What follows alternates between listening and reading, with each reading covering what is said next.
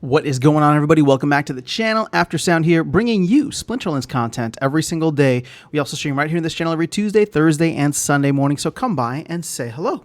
All right, normally I don't cover whatever the team launches up in their usual tech updates, but this tech update actually had something of interest, which is the next conflict and the stats for the next Legendary Rebellion Summoner, which is very exciting. So this one is called Cryptic, and I'm going to show you the stats here, and then we'll actually just finish this off by going through some of the other cool things that they have added into the game. But stats. Now, keep in mind, the last one that we were revealed, Lorcus, which should be, dropping in a couple of days here, it was pretty awesome. I will say that this continues that trend in a dramatic fashion. Now, what do I mean by that? This is not, I don't look at these summoners as like the end all be all. These things are going to be amazing cards, right? I don't think that they're doing Kitty and Llama anymore. Although in many ways, like I do believe that they're going to be must haves in certain, in certain rule sets. So here's the thing. It's death and water, right? So you're able to pull in units from both sides. Now, of course, 7 mana, we know that already, but here's the thing.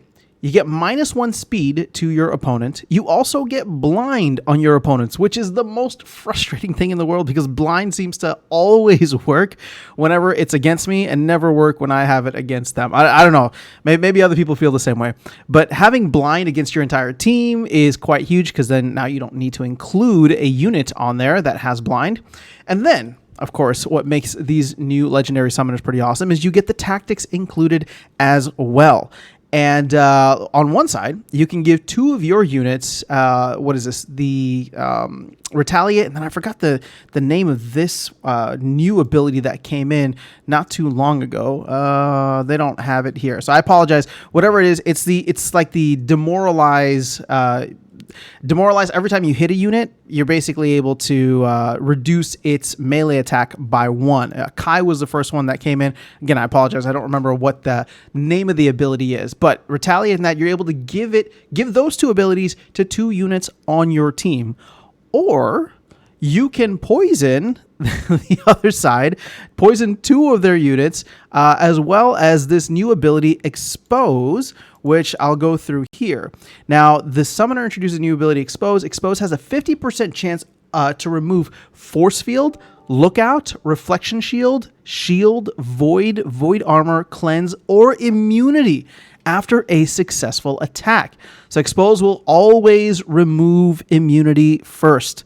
So yet another balance coming in for the Grimbardoon Smiths of the world. So in case you couldn't get Venka, because Venka is just way too expensive as a promo, or not a promo card, but as an airdrop, you can always have another option here with a summoner that can pull in a couple of different units, and then of course give that Expose ability to its own units that would be attacking Grimbardoon Smith, and really like any unit that has that. The other one that I tend to abuse a lot is what's her name, Korra, right? Korra in any kind of like poison rule set. I always like look to see if I can play Korra, which mine is at level 3 you get immunity. So here's the thing. I like the new abilities. I like the fact that you can use poison and expose. I think that is actually quite powerful. Now the thing is for these other 2, right? Retaliate and Demoralize. Those are very, very melee heavy, I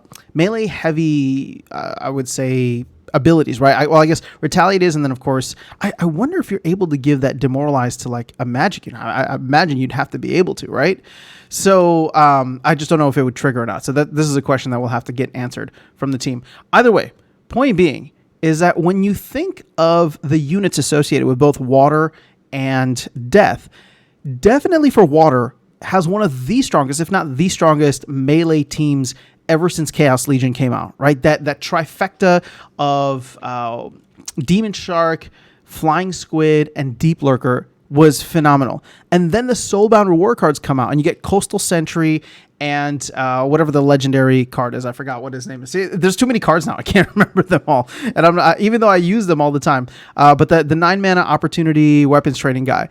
So all of a sudden, like, you're getting a ton of usage just from those, and then you're able to combine it with some of the great death cards as well. And I mean, over there you have what's his name, Cursed Wendeku, one of my personal favorites. Right, I don't even have him max, but I still use him level 6 in any and all my death matches. We'll call it, just because of that Thorns and the self heal. But now if you can give him Retaliate too, oh my gosh, this is gonna get crazy. And then you can combine him with like Flying Squid, or you can combine him with Deep Lurker, Silent Shavi, another fantastic melee unit. Again, I know I'm gonna be forgetting a bunch, but there's quite a few, and so I think that this takes that to another level. Now, obviously, I'm trying to think to myself, like, okay, if it's like a melee only game, when would I use this versus something like Possibilis? And the truth is, I don't know yet, right? I'd have to see how things go. And I haven't made a decision yet in terms of like how heavy I'm going to go on these legendary summoners as soon as they come out. Obviously, I'll have to make a decision on Lorcus. Well, I mean, won't have to make a decision, but Lorcus is going to be out in the wild very soon.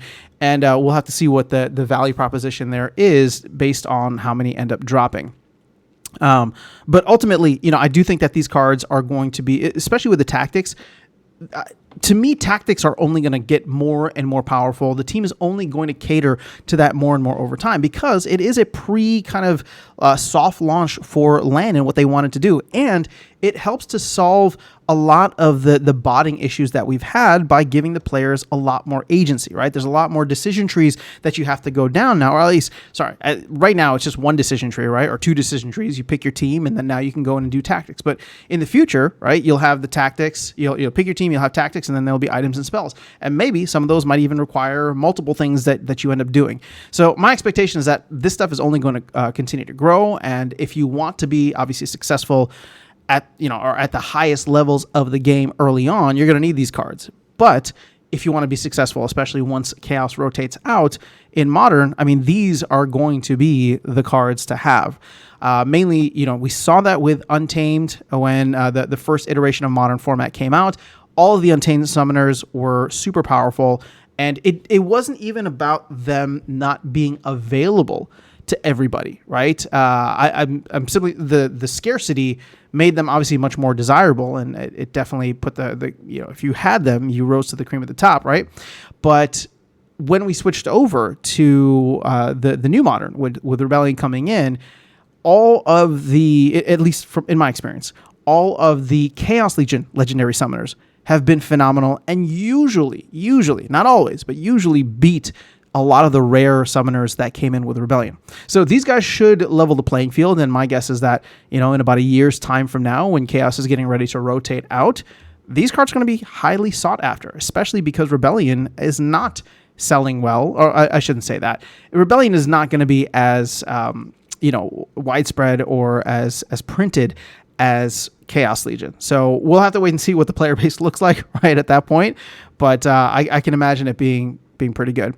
So those are the stats. Let's just see if there's anything else noteworthy here. They had several other updates that came in. They added a new setting. There's some animation on the screen, especially on like the battle screen, which is pretty cool. But you can like disable that or choose the quality that you want.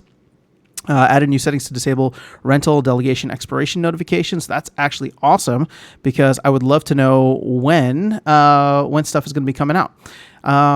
Add a new animated background. Ooh, a new 4x speed toggle. If 3x wasn't fast enough for you, now you can speed through games, and there's something else between 3x and skip.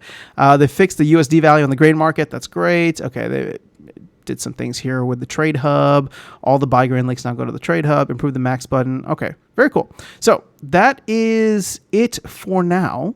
But obviously it's pretty significant. So let me know your thoughts on this summoner. I mean, I think the Rebellion legendary summoners are going to be highly sought after.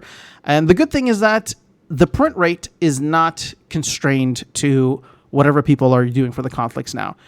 If we decide in the future that we want more of these cards, we can always buy more packs, open more packs, and hopefully they'll start dropping. I mean, well, they will start dropping, but hopefully more will drop when we start opening those packs in the long run.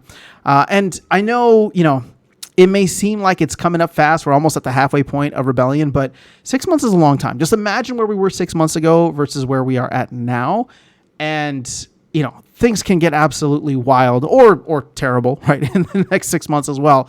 But I'd like to go with wild, with Bitcoin once again flirting with new all-time highs, above 70K or 71K earlier today.